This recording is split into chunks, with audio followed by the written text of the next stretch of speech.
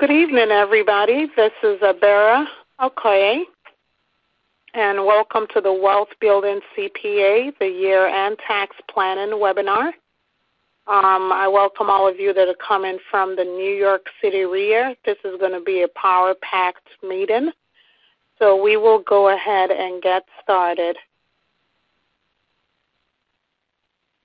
Right now, you should be able to see my screen. If you're not seeing my screen, please send me a chat to let me know that you can't see the screen.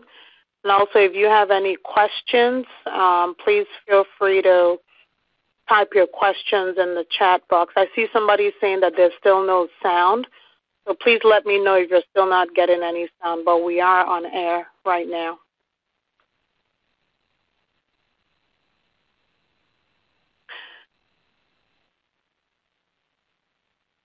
All right, thank you, Peter. Yeah, you said screen is okay now. So for those of you that don't know me, my name is Abera Okoye, and I'm a CPA and a real estate investor.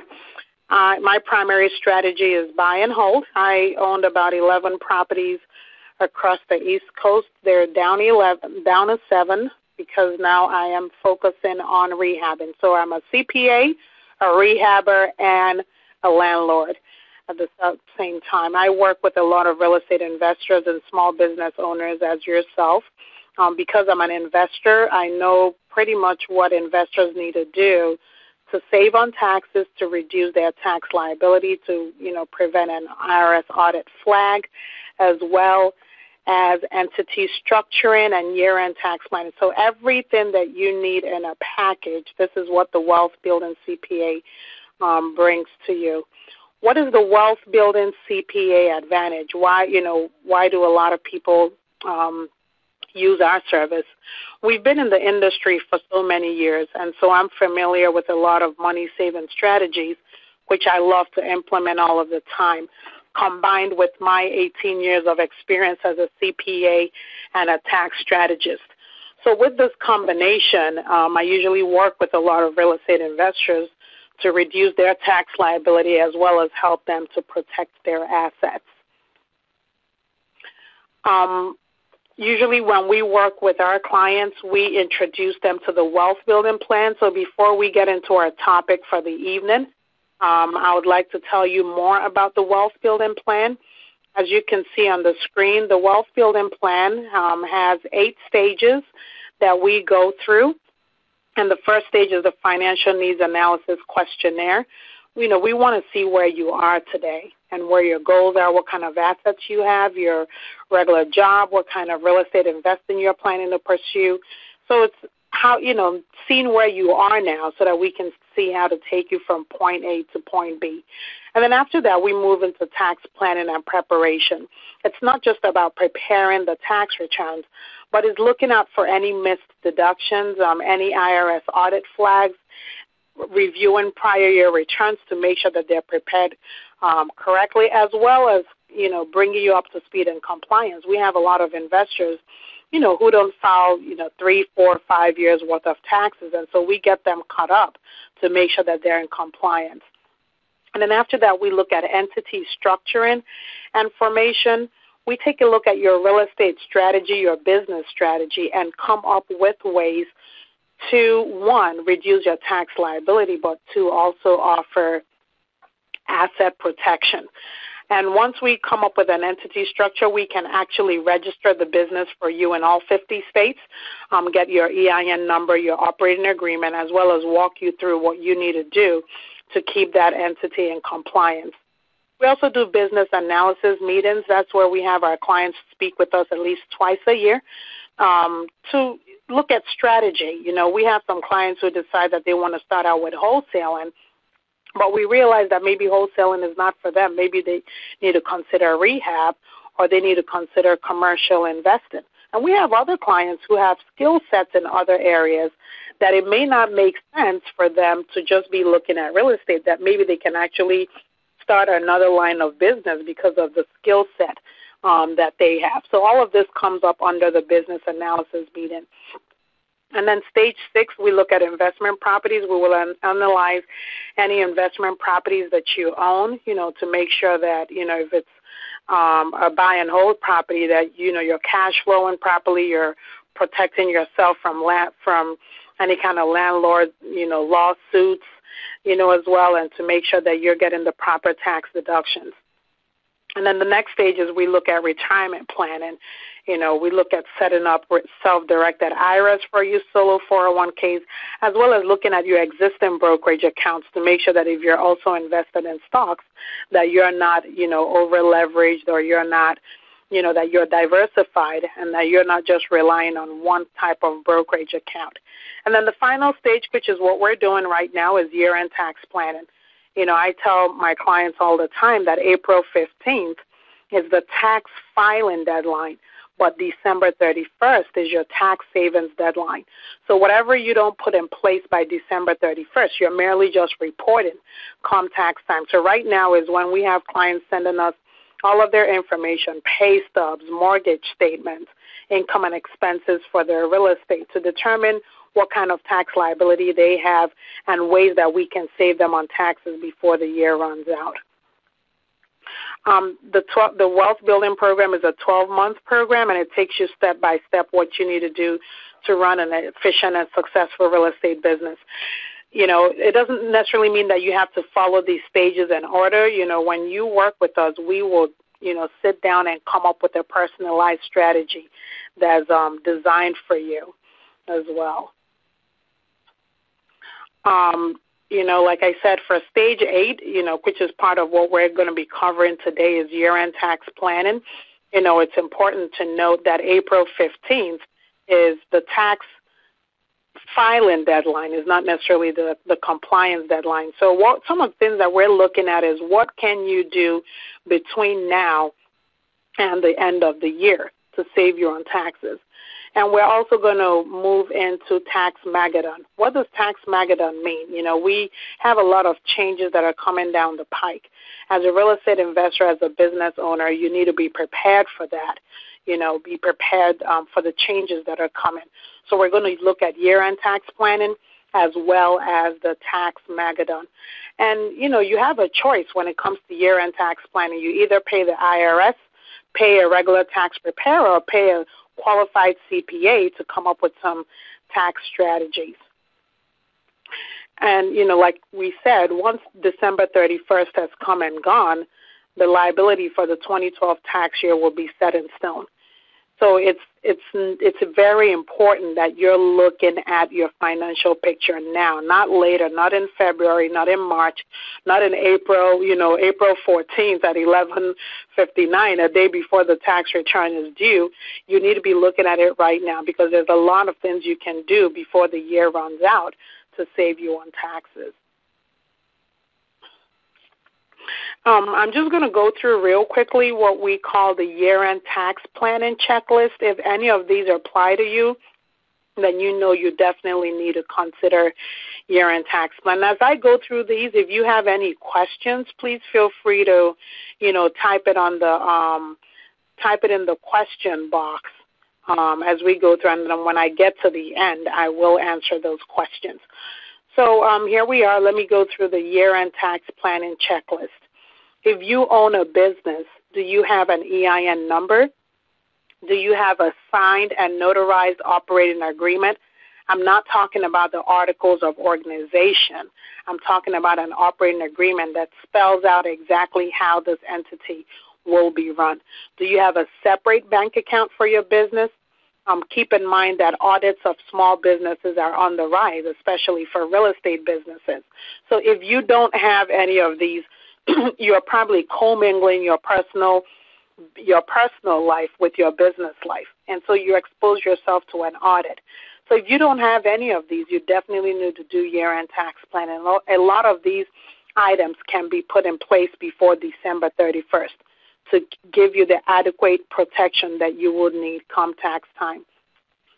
Have you recorded all of your income and expenses for the business on the business bank account? This is very important because we have a lot of clients that, you use your credit card. You're the one that takes care of most of the expenses for the business. You're paying out of pocket. But technically, the way it should work is you should transfer money or contribute capital into the business account. and then from there pay for the business expenses. Or if you have a credit card, designate a credit card just for the business.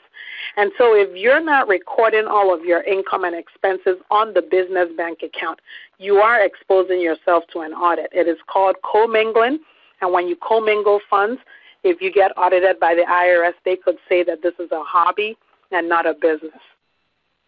If you own an investment property that was foreclosed, or you did a short sale, have you considered the impact of cancellation of debt income? A lot of people hear, if you have cancellation of debt income, that can be waived. A lot of realtors tell you, don't worry, you can say that you were insolvent. That is true. But keep in mind that if this was an investment property, you've had depreciation that you've been claiming over the years. And especially if this cancellation of debt income resulted because you refinanced at some point, it is possible that you're still going to have some type of income to report. So you want to be doing that analysis right now, not necessarily waiting for tax time to get a huge, surprise on, the taxable event that occurred because you had a property foreclosed on or sold through a short sale. If you generated any kind of active real estate income, meaning that you're a wholesaler or a rehabber, or did you have other real estate strategies that are active, have you considered restructuring your business to look at the impact of the self-employment tax? These are just a few of the items that we have on the year-end tax planning checklist. So that's something that you want to keep in mind. We have more information on our website. If you wanted to get a consultation with us, please feel free to give us a call at 1-888-502-3767, 1-888-502-3767. Or you can shoot us an email at info@thewealthbuildingcpa.com, info@thewealthbuildingcpa.com, or just look us up on our website at thewealthbuildingcpa.com. So that, in a nutshell, are the things that you need to watch out for when you're doing year-end tax planning. As I said, a lot of people, when they start with our wealth building program, they don't realize that this is an important piece of what we do. But it's very important that your CPA or a tax preparer, whoever you're working with, that you are presenting your financial picture to them right now. Because if there's anything that they can do, it's only till December 31st. So right now we're going to switch gears, and we're going to look at Tax Mageddon. What is Tax Mageddon? Basically, what we're saying is that there's going to be a tax increase that is going to hit everyone. The election is over. We pretty much know who won. And, Congress has only 4 weeks. It's going down to 3 weeks until the dreaded fiscal cliff. What does this, mean for you? Even though people are saying that there will be a bridge, they'll come to some kind of compromise, even no matter what compromise we come to, there's still some things that we expect to happen. So what I'm going to cover in the next 5 to 10 minutes are the things that we expect to see happen with Tax Mageddon. The first thing is it's estimated that 80% of Americans will see a tax increase in 2013. A typical household will see a $3,700 jump in taxes. Everyone will be hit with a huge tax increase starting January 1.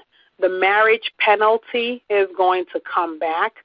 The child tax credit right now is at $1,000 per child under the age of 17. That's going to be cut in half at 50%. We can expect that the capital gains tax rate right now is at 15% for the long-term capital gains.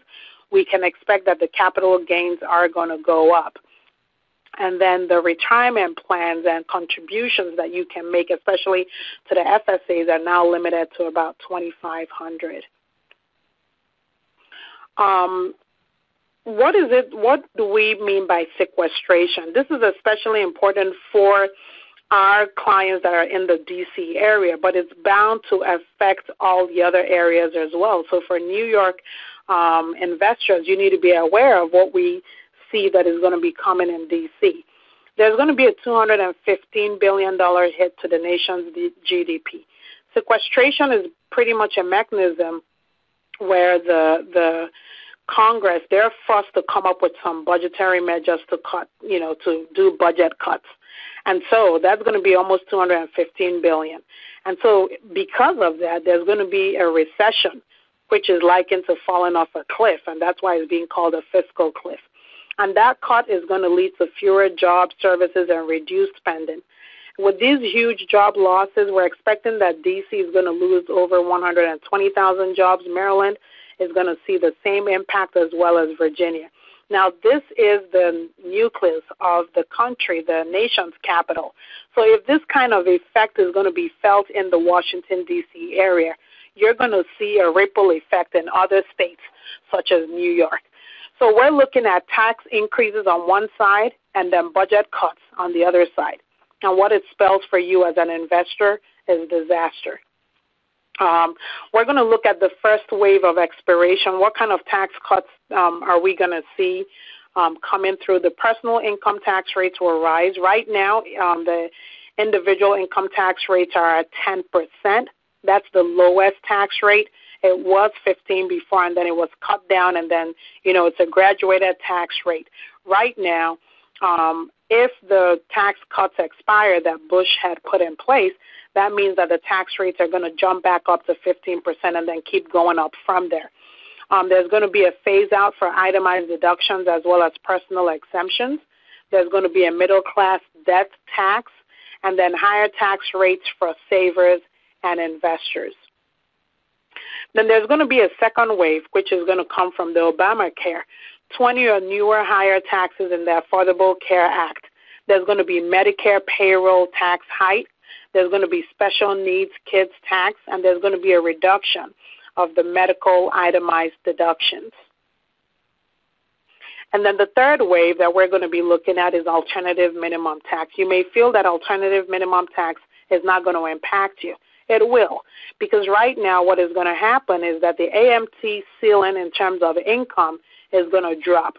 So if you make, I think it's over $44,000 or $45,000, you're more than likely going to fall into the alternative minimum tax. So that's one big change that is coming. Full business expensing will disappear. The Section 179, where you're able to deduct up to $100,000 of assets that you place in service, that's going to go away. There's going to be a tax raise on businesses. The tax benefits for education and teaching is going to be reduced, as well as charitable contributions from an IRA are not going to be allowed. Now, even though we expect all these things to happen, and we know that President Obama was reelected, some of these changes, they're going to be rushing to make some of these decisions. What does this mean for you? You need to keep up with the news. Make sure that you sign up for our newsletters. Sign up for a consultation. Let's take a look at your financial picture to see exactly what this means for you as an individual. Again, if you want to schedule an appointment with us, please feel free to call us at 1-888-502-3767, 1-888-502-3767, or you can send us an email at info@thewealthbuildingcpa.com. Our initial consultations are free. Again, if you have any questions, please feel free to send us those questions on the chat box. We will answer that question when we get to the end of our presentation. I wanted to specifically talk about what is going to affect you as a real estate investor. There's going to be three major changes that are coming to real estate investors. There's going to be capital gains rate to increase. This means that it's going to affect your deals. If you were calculating your profits with an assumption that you're only paying a 15%, capital gains tax, that's going to change. Capital gains tax rate, we're expecting that it's going to go up as much as by 7%, so you're looking at almost 23.9% capital gains tax rate. AMT threshold, if you make more than $45,000, this means that if you sell one property, if you're a rehab and sell one property and you make a $30,000 loss, and now your regular job you have $20,000, you've already put yourself into an AMT position. And then there's going to be a 3.8% surtax that would apply to your net investment income.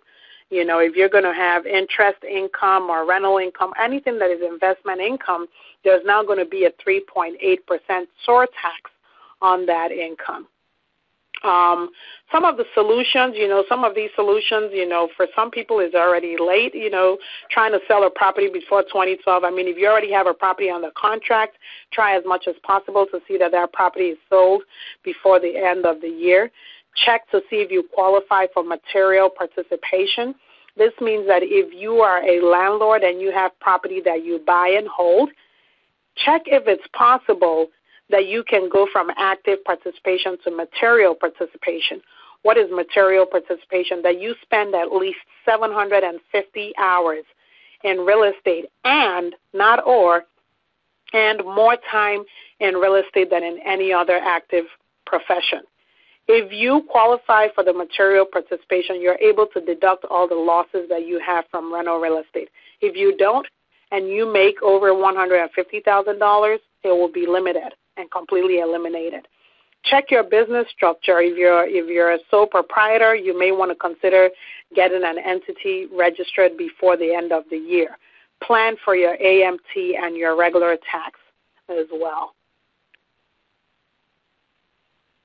Some red flags, things to note, to watch out for. Expenses and exemptions are shrinking.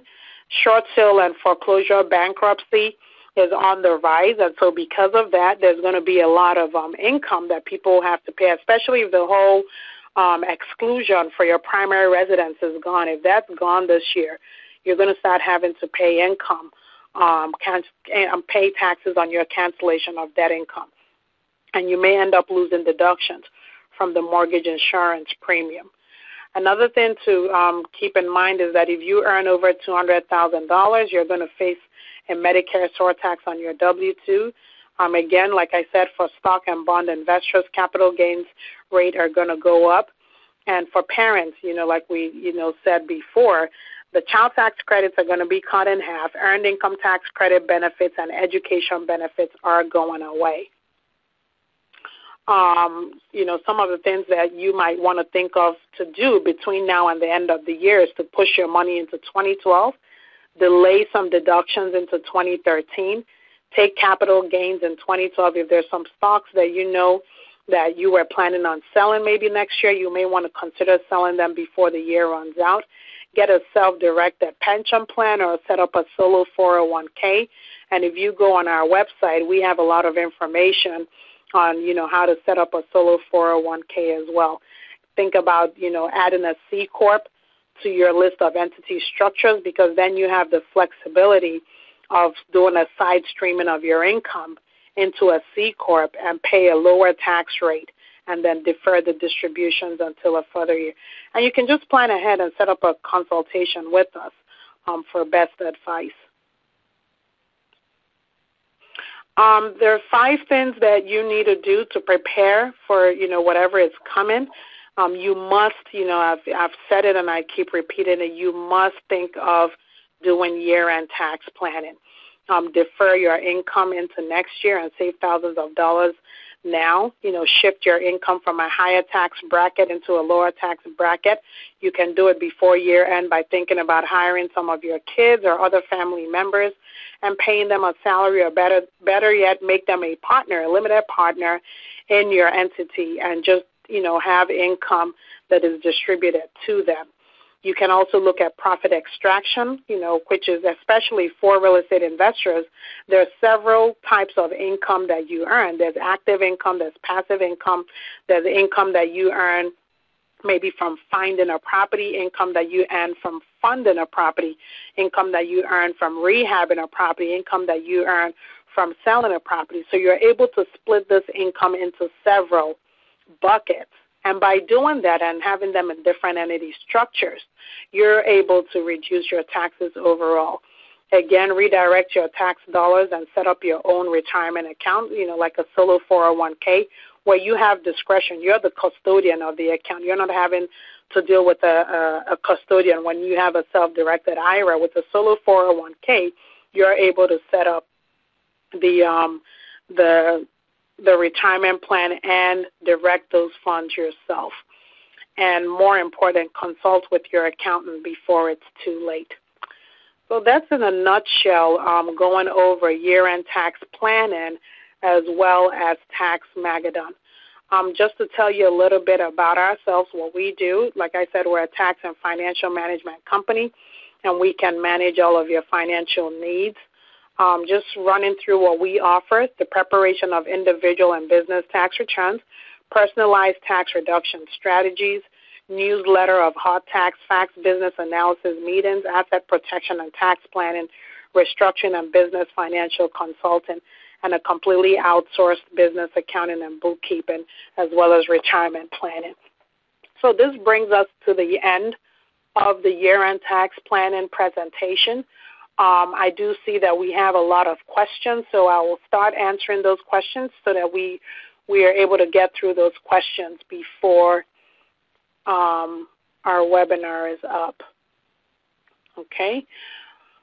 So the first question is, if I got into foreclosure on my personal home in 2013, I will tax for the loss even if I start the foreclosure process in 2012. It is not part of my business. The answer is yes, that you would, the foreclosure of your personal residence affects the tax return in the year that the foreclosure occurred. It doesn't necessarily matter when you started it. You could start it in 2012, but until the foreclosure happens, until the foreclosure date happens, and if it happens in 2013, it will affect your 2013 return. So if there's going to be cancellation of debt income from that, unless the laws are extended to say that unless the laws change to extend and say that, if you have cancellation of debt income that came from your primary residence, then you are more than likely going to have taxes on that cancellation of debt income in 2013. The rule that you don't pay taxes on cancellation of debt income from your personal residence, that applies to 2012 year and earlier years. It does not apply to 2013, except, like I said, this provision is extended in 2013. And right now, we don't know what is going to happen. Good question, though. The next one,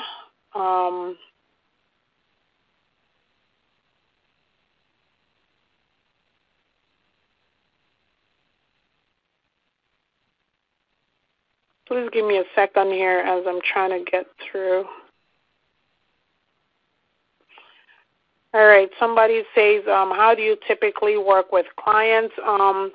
There are several ways that you can work with us, and maybe what I'll do at this time is to go through the slides of the different services that we offer. We have a wealth building program that is at $19.95, and if you sign up today at that plan, you'll get the preparation of your individual and business tax returns. You'll get entity structuring and formation. So that means we set up all entity structures for you. You get personalized tax reduction strategies, asset and portfolio management. Year-end tax planning, which I'm strongly encouraging you to do, is covered. You get unlimited consultations with me as well as business meetings and a free review of your prior tax return. And then we also assist you in investment property purchasing assistance. If you sign up today, you'll get a $300 discount, so you're actually paying $16.95.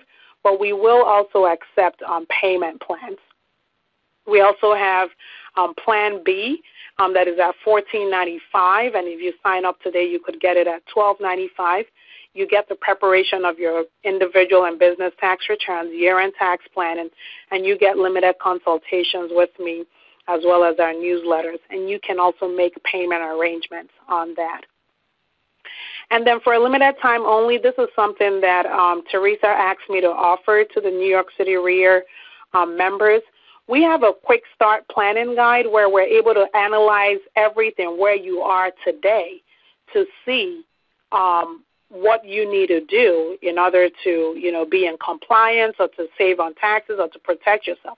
So we analyze all your real estate entity structures. We look at your tax returns. We look at your pay stubs. We look at, your financial picture, and then we make recommendations on what you need to do. If you choose to utilize our service to implement those recommendations, you just play the difference between this and the wealth building program. If you choose to go back to your CPA or your accountant and say, hey, why don't you implement these for me, then it's just going to cost the $497. So right now what I'm doing, I'm sending to everybody a link. You should see a link coming through MediaFire. That is the registration form. If you're interested in signing up today, please feel free to download that form and fax it to us. I have another question here. What can I do to minimize the impact of an investment property short sale? That's a very good question, and for me, the best way for me to answer that question is to look at what I have done for other clients. I'll give you 2 examples of what we did for other clients, and if that applies to you, feel free to give us a call. So I had a client that refinanced their property. So they purchased this property, I think it was back in 2003, refinanced the property in 2006, used the proceeds from the refinance to purchase other properties. And then this property was went through a short sale last year, in 2011. And so what we did, of course, there was the cancellation of debt income. There was depreciation recapture, so the depreciation that had been taken over the years had to be recaptured. And so when we put all of that together, there was still significant income that they had to pick up, as well as the loss on the sale of the property. So when we looked at the loss on the sale of the property, we looked at the depreciation recapture, we looked at the cancellation of debt income, it became obvious that they were still going to have income. So what we did was we went back and did an analysis and found out that they closed on 2 properties shortly after, like 60 to 90 days after they had refinanced. And they were able to show that the funds that they used from the refinance were used to purchase these new properties. And so what we did was to file an election so that the funds that were used from the refinance were added to the cost basis of the new properties that they acquired, and they still own those properties to date. And so what we did was that cancellation of debt income, we allocated it to those properties that they acquired. By doing that, we eliminated almost 80% of the cancellation of debt income that they had. So it all comes with planning. It all comes with looking at what you have right now to actually see, do you have income, do you have a loss, without knowing whether your short sale is going to throw off income or is going to throw off a loss. We don't know. We need to do an analysis. And there's 3 items that you take into consideration when you're looking at the calculation of an investment property short sale. The first item is there's going to be a loss, the difference between the sale price minus selling cost and the cost basis of the property. So you're going to have a loss on the sale of the investment property. Then you're going to have depreciation recapture, where you recapture all of the depreciation that you had in prior years. Now keep in mind that for the IRS, they insist that the depreciation recapture is based on depreciation allowable, not necessarily depreciation deducted. So it's possible you may not have taken depreciation in previous years. The recapture is going to be based on the depreciation you should have taken. And then the third one is going to be the cancellation of debt income. We put those 3 together and we look at what the net effect is. Then depending on if it's income or if it's a loss, then we come up with other strategies on how to reduce that exposure. All right. Give me a minute here as I look through additional questions. If my husband is a home improvement contractor that works on properties as his primary work, we as a couple have investment properties in the South, buy and hold. Could his home improvement activities, despite not on our investment properties, qualify him for a real estate professional? Yes, because he is involved in real estate. However, even because those properties are not located in your state, you need to be able to show that you are managing those properties yourself, that these are not properties that are being managed by a property manager. You need to be able to establish that a property manager is not handling this property and that you are managing these properties. Like for me, I own 2 properties in New York, 2 in North Carolina. I manage these properties myself, even though I'm located in Maryland. I handle these properties myself. So I am actively participating in those properties. So if you're actively participating in those properties, it's very important that you establish and we have a real estate activity log that we could make available to you that you can use to show that even though, these properties are not located in state, that you are managing them from wherever you are. If you're not, then you may not be able to use the real estate professional status.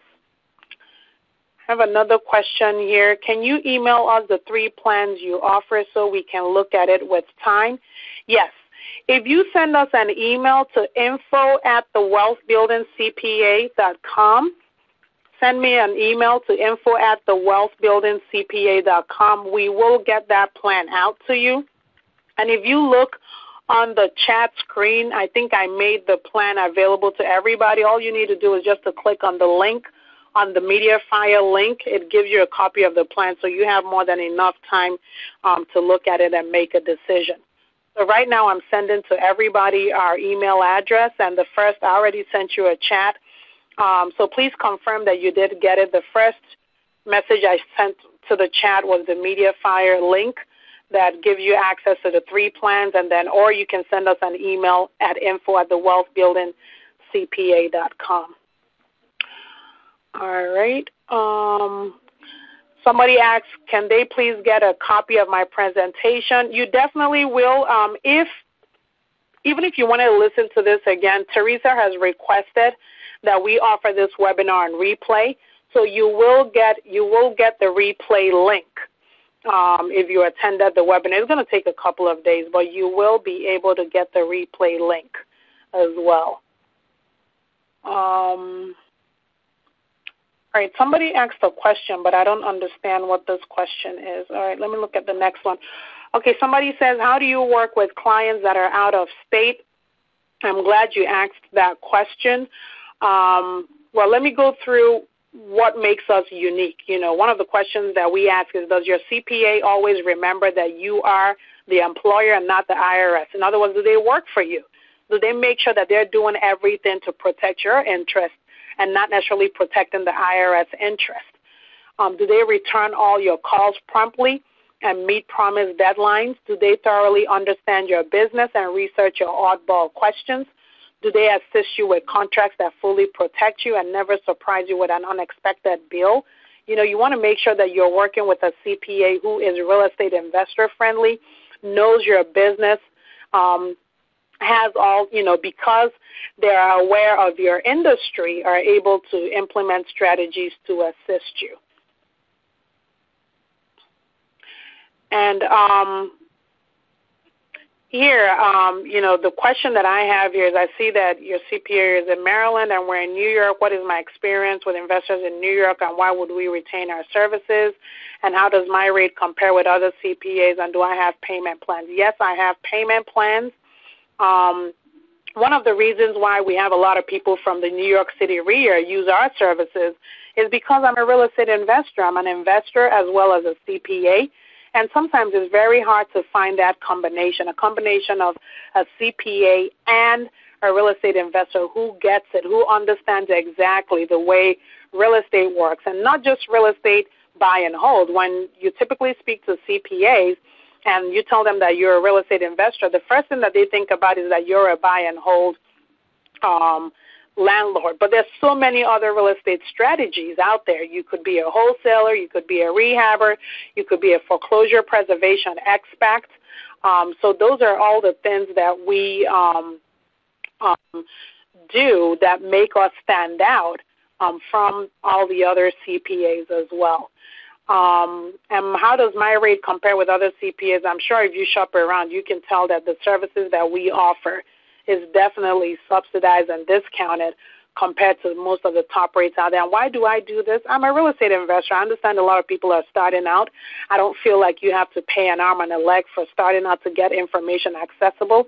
And I believe that if I keep my rates reasonable, you would send me referrals.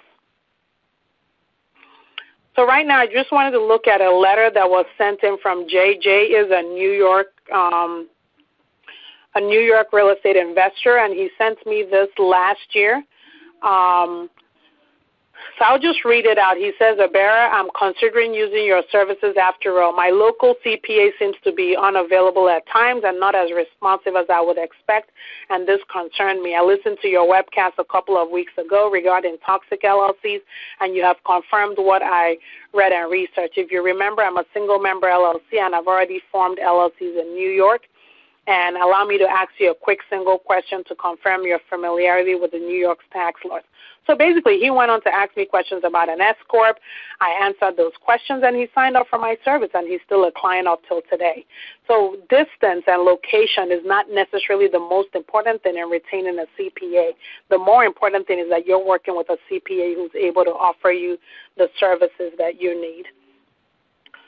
So that's our presentation in a nutshell. I'm going back through to see if there's any question that I did not answer. If you have questions, please feel free to send it at this point. Otherwise, we are going to start rounding up. I want to thank you very much for joining this webinar. I hope you have a great Christmas. And for those of you that, choose to sign up for our wealth building plan, I definitely will talk to you before then.